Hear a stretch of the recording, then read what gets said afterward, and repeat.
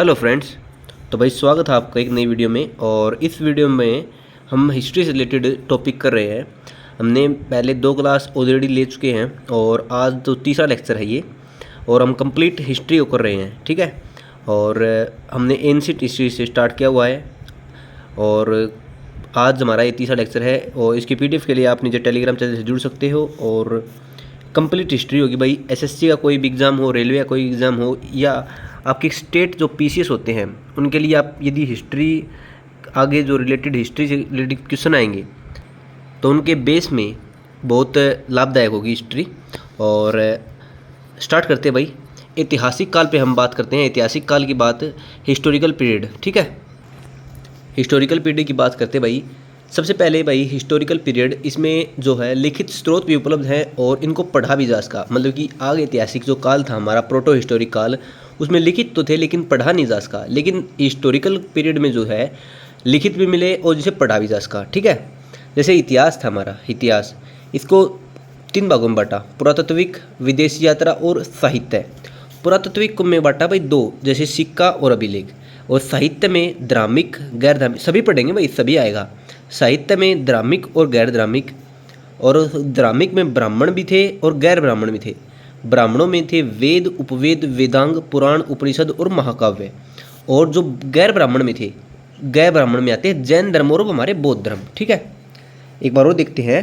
History से 3 भाग अलग हुए, जैसे पुरातात्विक, विदेशी और साहित्य। पुरातात्विक में सिक्का और अभिलेख आते हैं।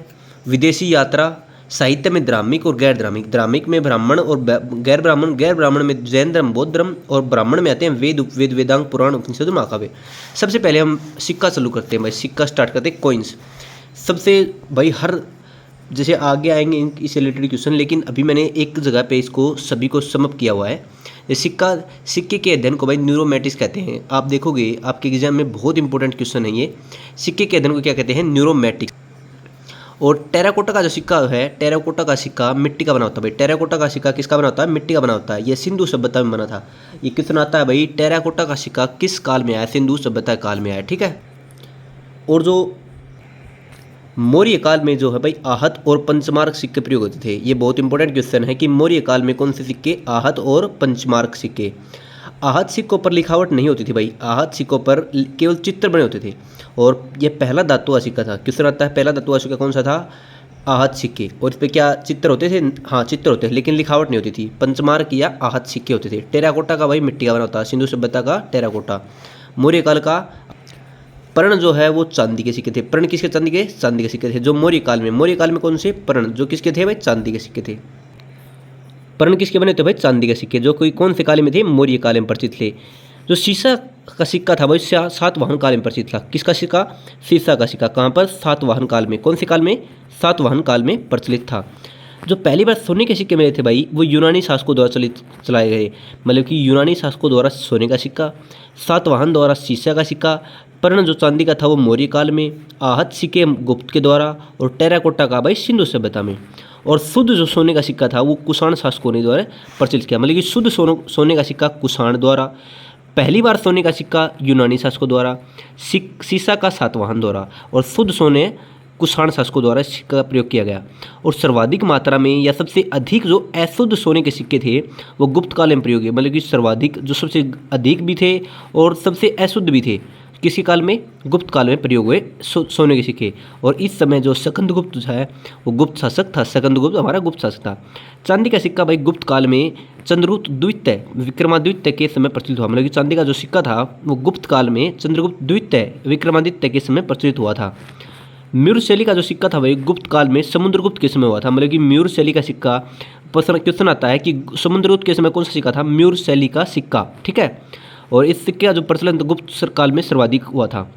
कौड़ी का भाई प्रयोग भी गुप्त काल में हुआ भाई। कौड़ी का प्रयोग ये आ जाए क्वेश्चन किस काल में हुआ? गुप्त काल में हुआ। चमड़े का सिक्का भाई हुमायूं के शासनकाल में शिहाबुद्दीन ने प्रारंभ किया। आपको याद होगा कि हुमायूं की जान बचाने के लिए शिहाबुद्दीन को एक दिन का शासक बनाया था जिसने चमड़े का सिक्का चलाया था। ठीक है, ये इसकी आगे कहानी आएगी। रुपये का सिक्का भाई शेरशाह सूरी ने चलाया, ठीक है। और दाम का प्रारंभ भी शेरशाह सूरी ने प्रारंभ किया। दाम भाई चांदी का बना था, रुपया चांदी का बना होता था, दाम भी दाम तांबे का, और सोने की सरफी तो भाई सोने की होती थी, शेरशाह सूरी ने आरंभ किया। एक बार और समअप करते हैं कि टेराकोटा का सिक्का मिट्टी का था भाई, सिंधु सभ्यता में था। मौर्य काल में थे आहत और पंचमार्क सिक्के, और पर्ण चांदी का था मौर्य काल में। सीसा का सिक्का सातवाहन में। पहली बार सोने का सिक्का चला भाई यूनानी ने। शुद्ध सोने का सिक्का चला भाई कुषाण ने। लेकिन सबसे अधिक सोने के सिक्के और अशुद्ध से वो प्रयोग किए गुप्त ने। मतलब कि इसमें यूनानियों ने तो भाई शुद्ध सोने का सिक्का नहीं पहली बार, और कुषाण ने शुद्ध और गुप्त ने अशुद्ध सिक्के, लेकिन सबसे सर्वाधिक प्रयोग गुप्त काल में मयूरशैली समुद्रगुप्त के कोड़ी का प्रयोग भी गुप्त में वही। चमड़े का सिक्का चला भाई हुमायूं के शासनकाल में, एक दिन के लिए बना था, शिहाबुद्दीन शासक उसने चलाया। रुपये का प्रारंभ शेरशाह सूरी ने, दाम का प्रारंभ भी शेरशाह सूरी ने, और सोने की सरफी का प्रारंभ भी शेरशाह सूरी ने किया था, ठीक है। अब बात करते हैं भाई अभिलेख, जो इपिग्राफ या इंस्क्रिप्शन होते हैं उनकी बात करते हैं। पत्थरों को खोदकर लिखना अभिलेख कहलाता है। मतलब कि आपने देखा होगा कि पहले पत्थरों से खोदकर, मतलब कि पत्थरों को खोदकर जो लिखते थे, पत्थरों पर खोदकर, पत्थरों से ही उसे अभिलेख कहते थे। और जो छोटे पत्थरों पर लिखते थे उसे शिलालेख कहते हैं। आपको पता होगा कि उसके इतने अभिलेख थे, उसके इतने शिलालेख थे, उसके इतने स्तंभलेख थे। तो छोटे जो पत्थर हैं उस पर लिखना तो शिलालेख, स्तंभ के समान ऊंचे पत्थरों पर लिखना स्तंभ लेख, और अभिलेखों का अध्ययन जो है एपिग्राफी कहलाता है। इंग्लिश में भी क्वेश्चन है ये वन वर्ड का, और इसमें भी अभिलेख भाई पत्थरों को खुद कर लिखना अभिलेख कहलाता है, छोटे पत्थरों पर लिखना अशिलालेख, स्तंभ के समान ऊंचे पत्थरों पर लिखना स्तंभलेख कहलाता है, और अभिलेख के अध्ययन को एपिग्राफी कहते हैं। क्या कहते हैं? एपिग्राफी। जो भाई सबसे प्रमुख अभिलेख है, और इससे क्वेश्चन बनने की बहुत आपकी पक्की बात रहती है। जैसे विश्व में अभिलेख लिखने का प्रारंभ कहाँ से? ईरान से स्टार्ट हुआ। कहाँ से प्रारंभ हुआ? ईरान के शासक डेरियस ने किया। विश्व में अभिलेख लिखने का जो प्रारंभ है वो ईरान के शासक डेरियस ने किया। और पहला जो अभिलेख है वो बोगजगाई में से मिला है। कहाँ से मिला है? बोगजगोई से। कहाँ से मिला है? बोगजगोई से, जो तुर्की या एशिया माइनर में है। जो कहाँ पर है? तुर्की या एशिया माइनर में है। कौन सा है? बोगजगाई। लिखने का प्रारंभ किसने किया? ईरान के शासक डेरियस ने। कहाँ मिला पहला अभिलेख? बोगजगोई में। किसने? तुर्की या एशिया माइनर में है। आथिगुम्पा अभिलेख आपने देखा होगा कि बहुत इंपॉर्टेंट क्वेश्चन है ये, बहुत बार पेपर में आ चुका है। और आथिगुम्पा अभिलेख की बात करते हैं, कलिंग के राजा खारवेल ने लिखा। इसमें कलिंग युद्ध की चर्चा है। मतलब कि आथिगुम्पा अभिलेख जो उड़ीसा में है, कलिंग का जब युद्ध हुआ अशोक के समय, तो खारवेल उड़ीसा का शासक था, कलिंग का शासक था। उसने कलिंग युद्ध की चर्चा की गई है। और युद्ध के समय कलिंग का राजा कौन था? नंदराज था। गंग वंश का शासक था, नंदराज था कलिंग का शासक। हाथीगुम्पा अभिलेख। लेकिन ऐहोर अभिलेख राजस्थान से है भाई। पुलकेशिन द्वितीय ने हर्षवर्धन पर विजय की चर्चा की है। मतलब कि ऐहोर जो अभिलेख है, ऐहोर अभिलेख है, वो राजस्थान से है। जब पुलकेशिन द्वितीय ने हर्षवर्धन को हराया था तो इसके विजय उपलक्ष्य में ऐहोर अभिलेख लिखा था पुलकेशिन द्वितीय ने। जूनागढ़ अभिलेख भाई गुजरात में। कहाँ पर है? गुजरात में। रुद्रदामन ने सुदर्शन झील की चर्चा है। मतलब कि जूनागढ़ अभिलेख में रुद्रदामन ने सुदर्शन झील की चर्चा की गई है। इस झील को चंद्रगुप्त मौर्य ने बनवाया था, लेकिन रुद्रदामन ने सुदर्शन झील का वर्णन जूनागढ़ अभिलेख में किया है, जो गुजरात से मिला है। प्रयाग अभिलेख भाई इलाहाबाद से मिला है। प्रयाग कहाँ मिला है? इलाहाबाद से। समुद्रगुप्त ने अपने विजय अभियान की चर्चा प्रयाग अभिलेख में की है, ठीक है। स्तंभ लेख भाई पिलर या एडिक्स, ठीक है।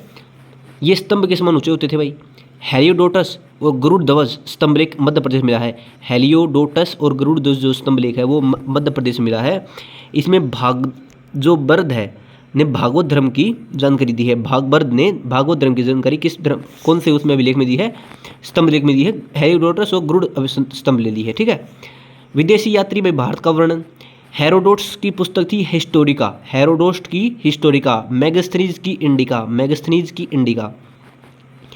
Purple of the Erythraean series थी भाई अज्ञात। मतलब कि अज्ञात, इसका जो लेखक का वर्णन हमें नहीं पता। टोलमी ने लिखी जियोग्राफिका। टोलमी की है जियोग्राफिका टोलमी की। Indica Megasthenes. Historica Herodotus. Natural Historica Pliny की थी भाई। पिलनी की थी नेचुरल हिस्टोरिका। अलबरूनी की थी भाई किताबुल हिंद या तहकीक ए हिंद। अलबरूनी की थी भाई किताबुल हिंद या तहकीक ए हिंद। मार्को पोलो चीन का यात्री था भाई। फाहियान फाहयूह की चंद्रगुप्त द्वितीय के दरबार में। ह्वेनसांग ने सीयू की हर्षवर्धन के दरबार में। और तारानाथ था कांगयुग या Tangyur. Herodotus Historica.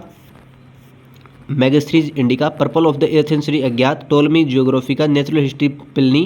किताबुल Hind Tahqiq Hind. Alberuni चीन का यात्री। मार्को पोलो, फाह्युकी, फाहियान सियुकी, फाहियान एनसवांग और कंग्यूर तंग्यूर तारानाथ। अब बात करते हैं भाई सबसे पहले इनका जो शासनकाल है कौन पहले आया था, ये भी क्वेश्चन पूछते हैं। ठीक है, तो इसमें है फाहियान जो है वो 399 ईस्वी में आया था। फाहियान कब आया था? 399 ईस्वी में। फाह्यू की पुस्तक या चंद्रगुप्त द्वितीय विक्रमादित्य के दरबार में आया। फाहियान किसके दरबार में आया? चंद्रगुप्त द्वितीय के दरबार में, और उस समय भवन या कोड़ी की चर्चा थी। फिर आता है संयुगन 518 में। फाहियान 399 में, संयुगन आता है 518 में। चीन से आता है संयुगन, और 3 वर्ष की यात्रा में बौद्ध धर्म की प्रतियां एकत्रित करता है।